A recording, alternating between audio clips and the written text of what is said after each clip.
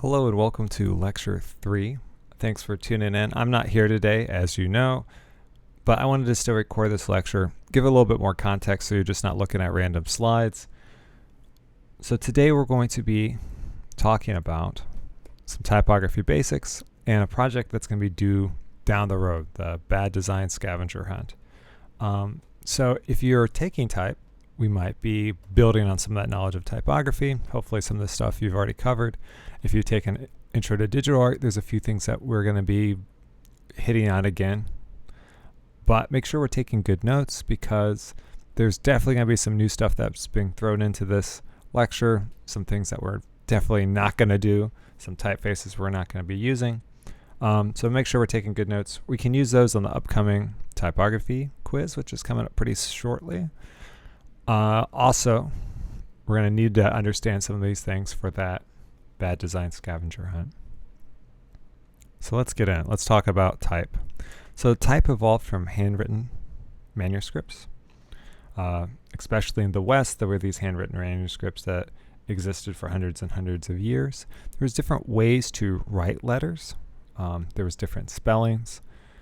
The same word might have several variations in spellings, and over the years, these letter forms started to emerge. And eventually, we got movable type that was made out of wood or out of metals, and it kind of solidified the shape of letters. Okay, spellings became standardized, and we have what we consider now type. Now, there's some vocab that we need to hit on right off the bat, and that's the difference between a typeface and a font. We use these interchangeably now, but they are slightly different. A typeface is going to be a family of fonts. I like to kind of think about it as like a last name. So that could be like Helvetica, Comic Sans, Arial. These are typefaces. And a font is going to be a variation on that typeface. So maybe it's Helvetica Bold or Arial Italic. So I like to kind of think about it as typeface is like the last name, font is kind of that variation, maybe the first name. So if I'm talking with you and I say, go find another typeface, we need to go out there and find a whole different family of fonts to work with. We live in a digital age. Type is digital. It's made by people. It takes a lot of time to make it. There's some geometry that sometimes goes into them. They're very kind of planned out. And they have different purposes. So when a person's designing a typeface, they have a certain kind of goal for it. They're setting these kind of standards, these kind of mathematical ratios to hopefully get the kerning and tracking and all these good things we'll be talking about easy to set. But one thing that they're really thinking about when they're designing a typeface is that the content is going to be dictated by the form. So they're designing this typeface to have a certain kind of vibe, a feel, right? And there's more and more typefaces being uploaded to the internet every day. Some of them are good, some of them are bad, some of them we could debate about, but they all have a different kind of feeling, a different vibe, right? And we need to make sure we understand the context of the typeface when we select it. So if we go and select a Western looking typeface, that's going to work for, I don't know, posters for a cowboy movie. But if we're going to go get something that's more sleek, maybe it has a sans serif, that might have a more corporate feel to it. So when we're selecting a typeface, think about where have you seen that before? What's the kind of vibe? What's the context? And then we'll kind of work from there.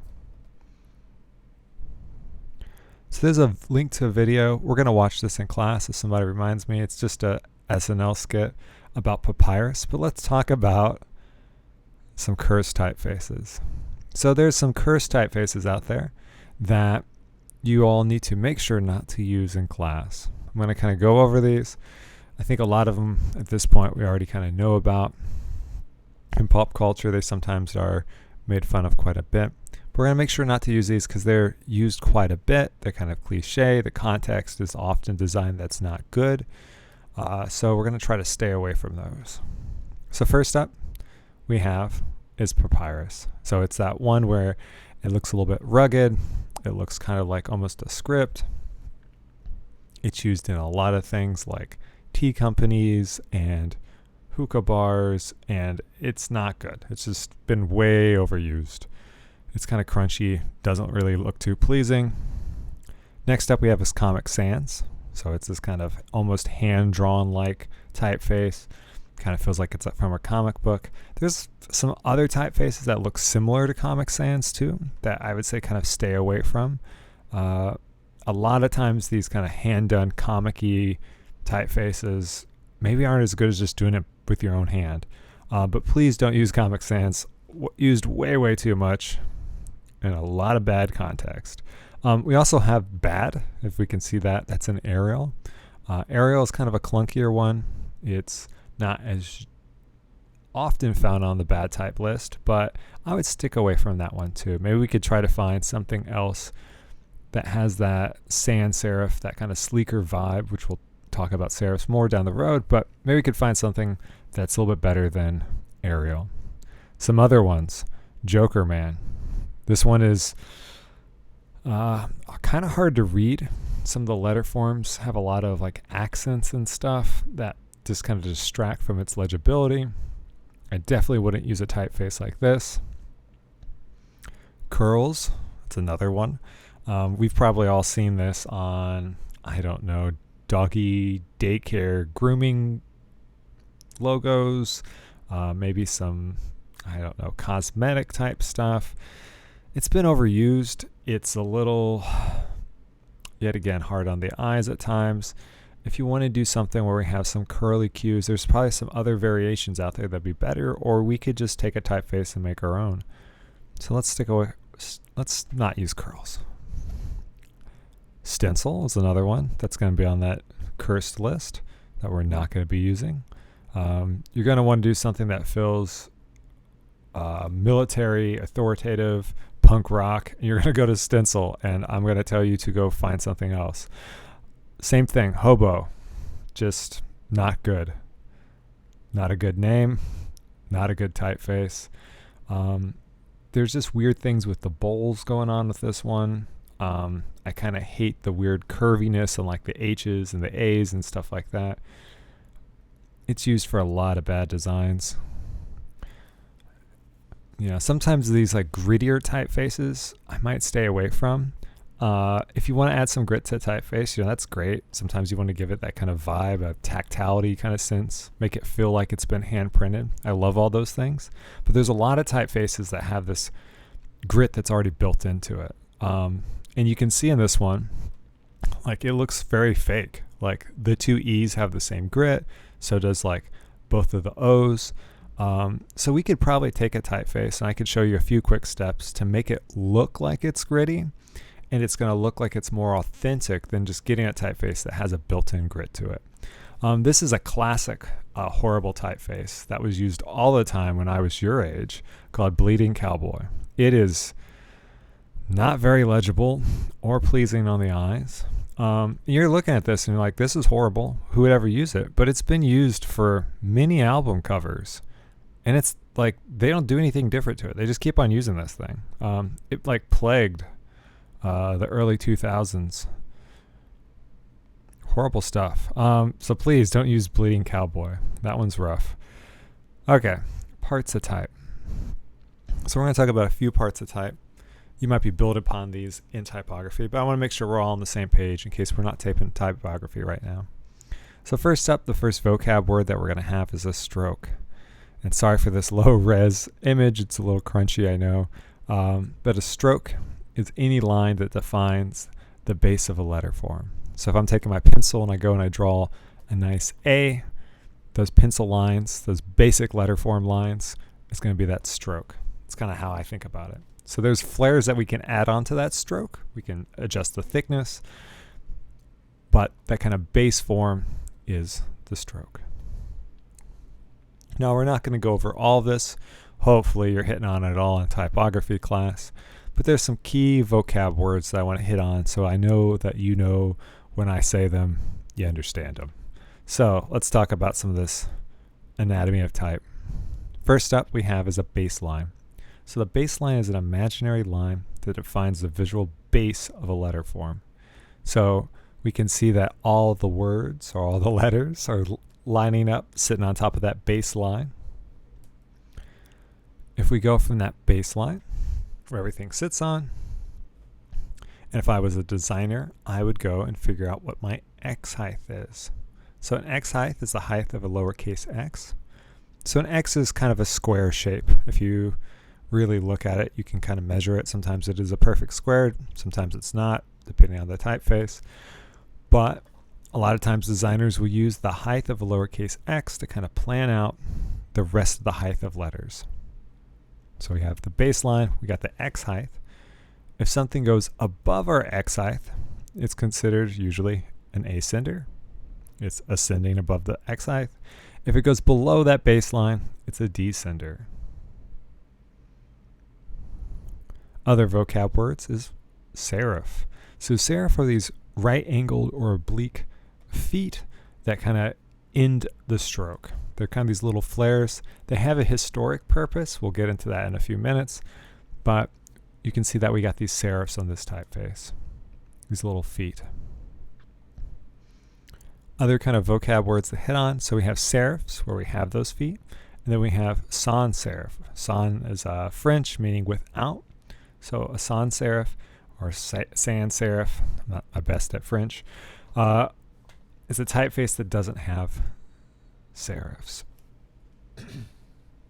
A good way to kind of remember this, or if this is how I will forever remember this, is I had a roommate that was kind of obnoxious, and every time we went to McDonald's or whatever, he would ask for a cheeseburger sans cheese. It was a really funny joke that always made everyone laugh, and now I cannot remember that sans means without.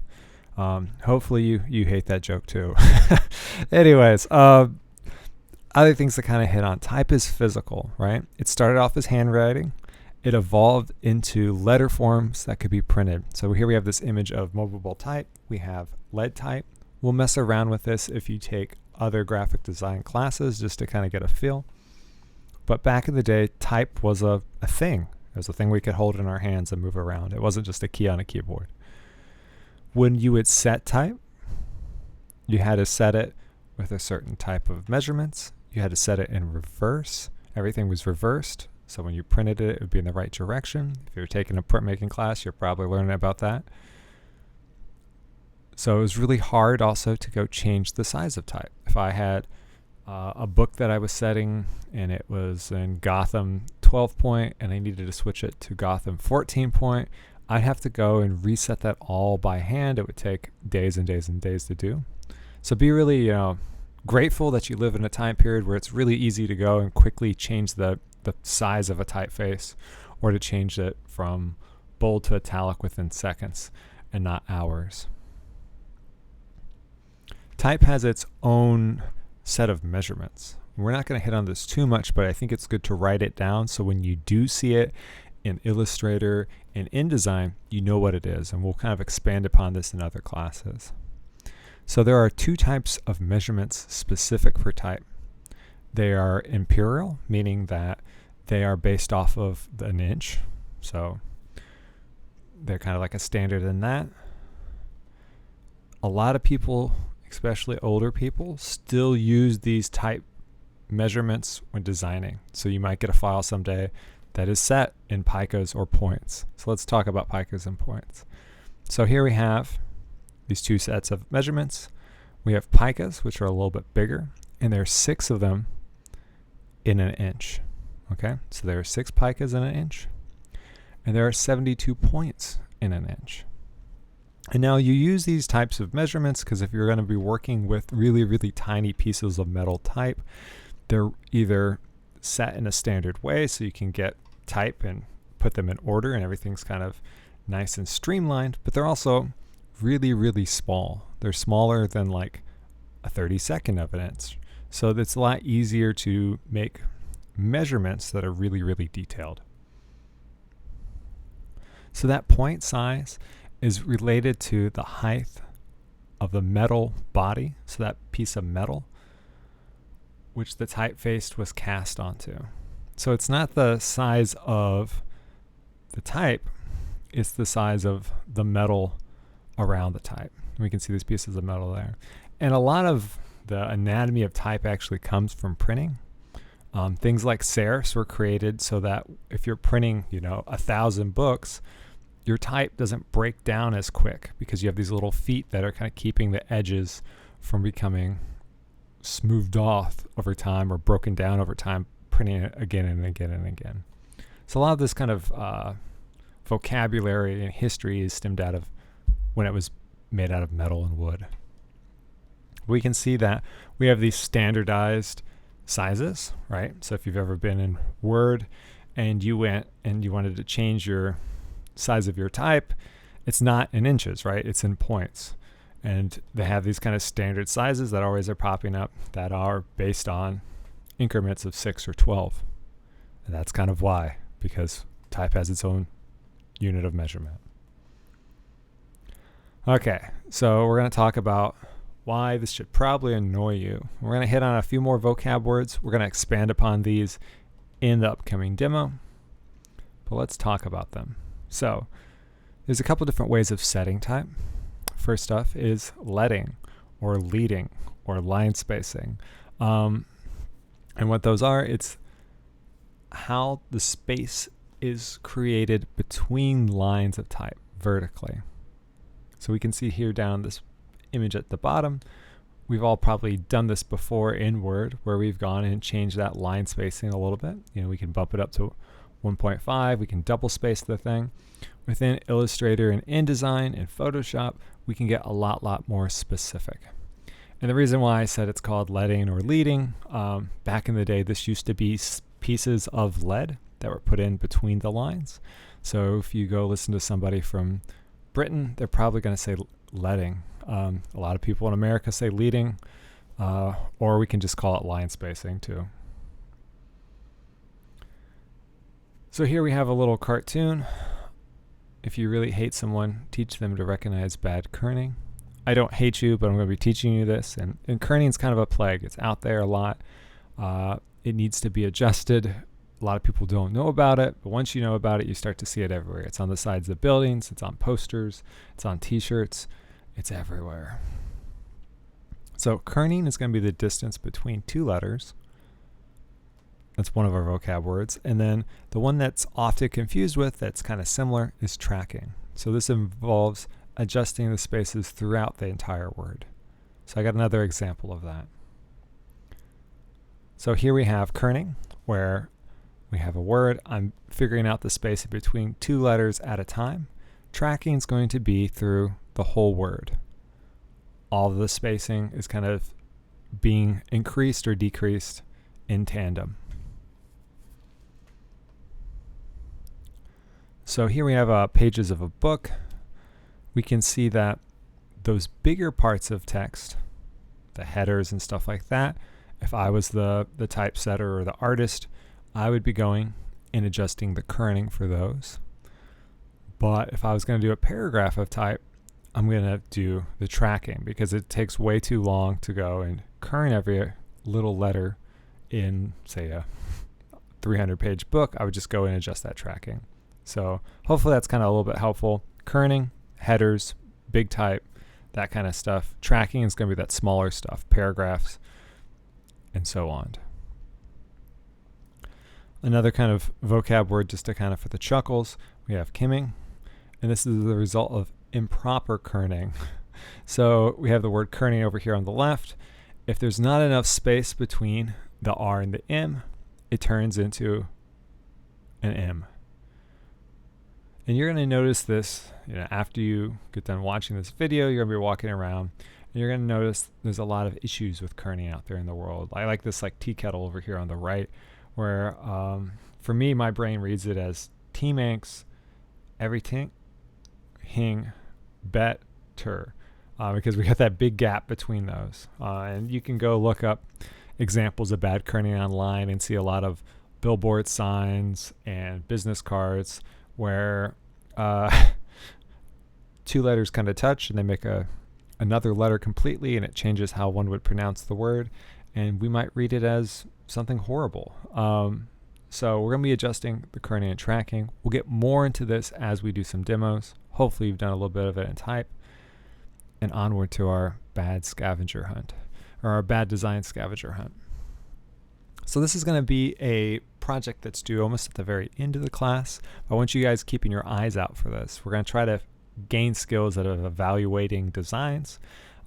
Sometimes it's easier to see the design flaws in the wild than it is in our own work or on our friends' work, because maybe we have those rose-colored glasses. But what we're going to do for this, kind of our overview, is be able to find crafty issues with designs, which this is a very kind of important skill. So for this assignment, we will build on skills of analyzing design. Over the course of the semester, you're going to kind of go on a scavenger hunt. You're going to be looking for specific issues of bad design. Some of these issues are going to relate to illustration tools. Others are going to relate to problems with typography. Many of these terms that we're going to be covering we'll do throughout the semester. We've gone through already a handful of them in the previous demos and lectures. I went through a bunch of them today. But just make sure that we're continuing to take notes, because I will continue to induce new terms that will be in this scavenger hunt. I think we got like 90% of them today.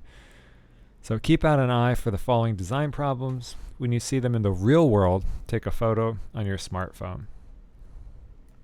So these are the things I'm kind of looking for. These can be, sometimes will be found in the same thing, but take a couple different pictures, maybe label them for me. It might make it a little bit easier on me.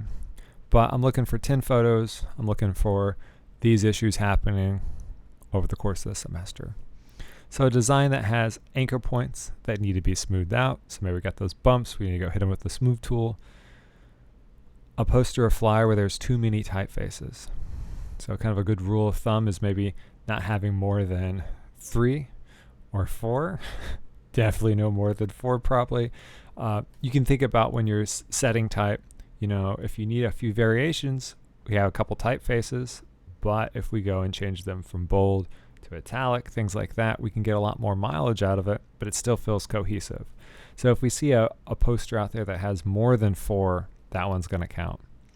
A grainy JPEG, we'll talk about JPEGs a little bit more down the road, but an image that's a little crunchy, it's low resolution, not high resolution, it looks pixelated, those types of things. I want to see an example of bad kerning. A block of text that has issues with rivers. We'll talk about that down the road. An example of bad tracking. Find something off of the cursed typeface list. So Comic Sans, Papyrus, Stencil, Hobo, Bleeding Cowboy, Curls, Joker Man. Go find that out in the wild.